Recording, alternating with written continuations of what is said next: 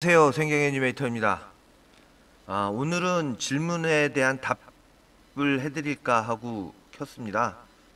영상 만들어 놓은 게 랜섬웨어 걸리는 바람에 다 날라가가지고 5년간 일한 데이터가 싹 날라갔어요. 열받아. 그렇다고 거기 매몰돼 있을 수는 없고요.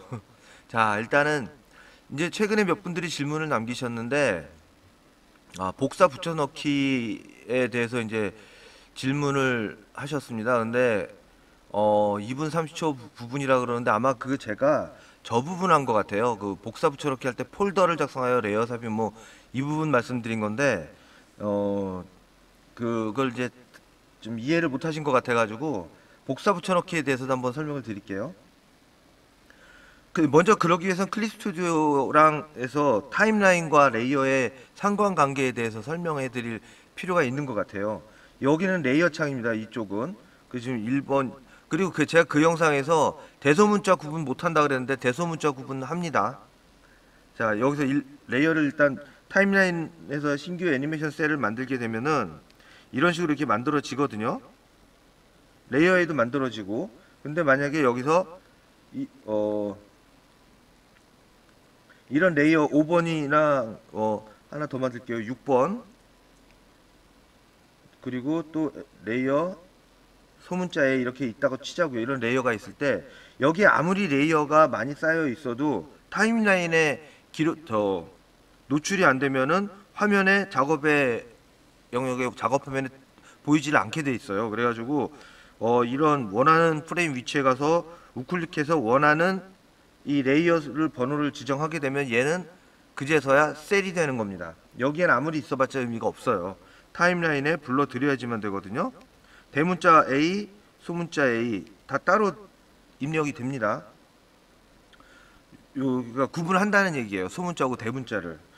그래서 이런 식으로 이제 셀을 불러들여서 세팅을 할 수가 있는 거예요. 물론 이거를 타임라인 순번으로 정규해버리면 이런 식으로 연번으로 나가죠. 그리고 제가 그 영상에서는 이제 복잡하게 말씀드렸는데, 자, 만약에 A1 셀에 이런 그림이 있단 말이에요. 이거를 5번 셀에 붙여놓고 싶어요. 그러면은 A1을 컨트롤 C하고 5번 위치 위에 가서 컨트롤 V를 누르면은 안 보여요. 이 레이가 있지만 타임라인엔 이 레이가 없습니다. 보여주고 싶으면 이 5번 위치에서 이 레이를 넣어주고, 이 원래 필요 없는 5번은 휴지통으로 지워주고 요거를 5번으로 바꿔주면은 되죠. 이렇게 해도 되는데 지금 보세요. 단계가 벌써 3단계, 4단계 나오잖아요. 그러지 말고 그냥, 자, 여기서 이거를 컨트롤 C를 누르고 요거를 폴더를 작성하여 레이어 삽입을 한 다음에 여기다가 컨트롤 V를 누르면 이 5번이라고 기존에 있던 셀에 그냥 들어가게 되는 겁니다. 뭐 어떻게 생각하면 여기서 우클릭해서 폴더를 작성하여 레이어 삽입하면 더 번거로운 거 아니냐 하는데, 단축키로 만들면 번거로운 게 아니에요. 제가 지금 한번 보여드릴게요. 자, 컨트롤 C 5번 폴더를 작성하여 레이어 삽입 컨트롤 V 딱 요 단계만 하면 돼요.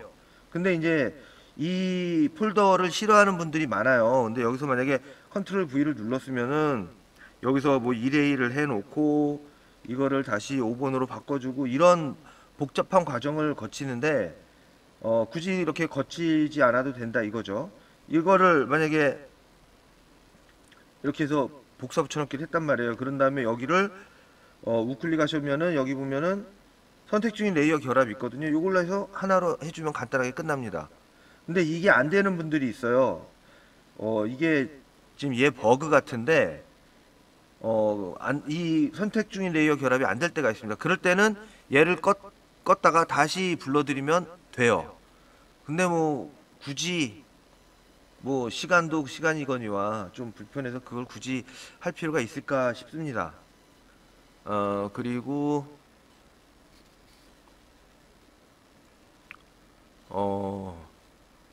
용지라는 건 필요할 때가 있나요? 이것도 지금, 자, 한번 보여드릴게요. 용지가 왜 필요한지에 대해서. 지금 일반적인 작업할 때는 그닥 몰라요. 근데 이게 일단 용지는 이 프로그램 파일 무게에 들어가지가 않습니다.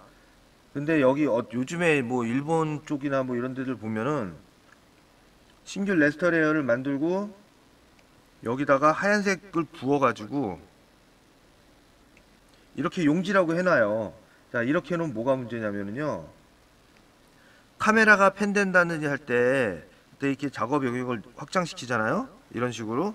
그러면은 이 부분 투명하게 돼요. 그래서 또 여기를 또 부어준다든지 아니면 이거를 넓혀야 되는데, 용지 키면 그냥 넓혀져요. 얘는 이런 불투명도 표시를 가려주는 거기 때문에 그 무게도 안 돼요. 얘 같은 경우는 여기다 만약에 페인트통으로 붓게 되면은 이 자체 값이 데이터가 돼요. 그래서 우리 같이 쫀쫀한 사람들은 이 작은 무게라도 아끼고자 용지를 안 만드는 겁니다. 그리고 지금 이게 이제 몽몽 8308님이 질문을 주신 거였고요. 이해되셨는지 모르겠네요. 예. 다른 강의를 들어야 하나요? 이렇게 물어보셨는데 이게 애니메이션 쪽으로는 별로 없더라고요. 애석하게도. 예, 그렇습니다.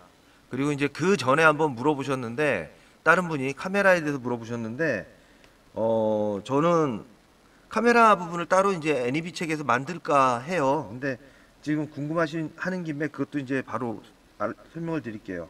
애니메이션 같은 경우는 제한된 공간에서 어떤 제한된 시스템에서 작업을 해야 되거든요. 이제 자, 인물이 이렇게 있어요. 인물이 이렇게 있고 카메라가 이렇게 비추입니다. 이런 식으로요. 이상하다. 카메라 위치가. 카메라가 이렇게 해서 비추입니다. 그리고 카메라가 이렇게 회전을 해요. 인물을 중심으로.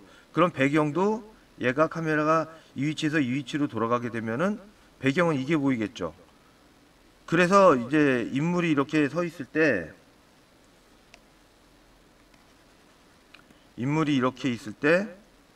배경을 길게 그려주고 배경 슬라이딩을 해줘요. 그렇게 되면은 그리고 인물은 이쪽으로 거꾸로 슬라이딩을 해주고 그렇게 되면은 아까 여기서 카메라 돌리는 듯한 느낌이 납니다. 더 확실히 돌려주고 싶은 느낌을 갖고 싶으면은 인물을 이 상태에서 살짝 돌려줘요. 그러면은 카메라 무빙하는 것처럼 보여요. 뭐 이런 식으로 많이 쓰여요. 그리고 슬라이딩 같은 거 이제 정지 자세에서 이런 거 이제 재패니메이션에서 많이 나오는데 이런 정지 상태에서 배경이 이쪽으로 움직이고 인물이 이쪽으로 살짝 움직여 주거든요. 그러면은 왠지 입체적으로 움직이는 것처럼 보이고 그 카메라 돌리는 듯한 느낌도 나요. 살짝. 그래서 뭐 배경 작업할 때도 그래서 보통 이런 일자 이점 소실 뭐 이렇게 해도 작업을 하는데 이런 롱샷으로 해가지고 배경 자체를 이렇게 그릴 때도 있어요.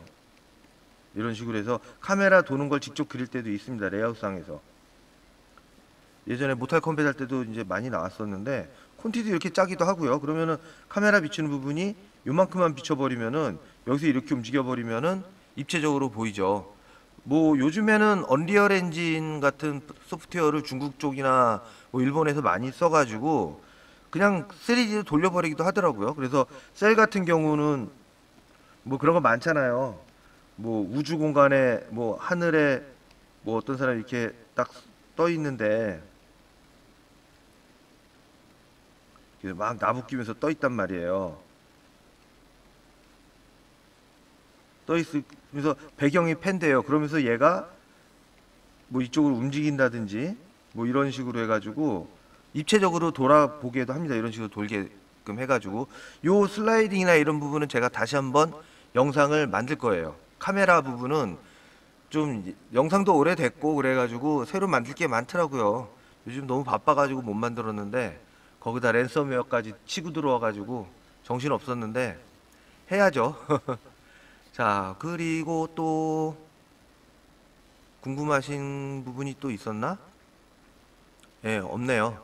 뭐 어쨌든 요 정도로 해드리고 이제 좀 다시 정신 차려서 영상 만들고 궁금증을 많이 해결해 드리도록 노력해 보겠습니다. 어쨌든 시청해 주셔서 감사하고요. 이만 마치겠습니다. 끝!